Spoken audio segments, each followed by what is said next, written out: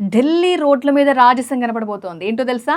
100 ఏళ్ల నాటి కార్లు హంగామా చేయబోతున్నాయి. ఒకప్పుడు రాజులు, మహారాజులు వాళ్ళు వాడిన విలాసవంతమైన వింటేజ్ కార్స్, లగ్జరీ కార్స్ రోడ్ల మీదకి వస్తే ఎలా ఉంటుందో ఊహించుకోండి ఒకసారి.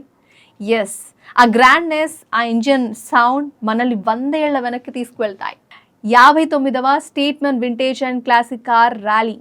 ముందుగా అసలు ఈ ర్యాలీ స్పెషాలిటీ ఏంటి అంటే, ఢిల్లీలో ఎవ్రీ ఇయర్ ప్రతి ఏటా జరిగే one of the most awaited event ఇది.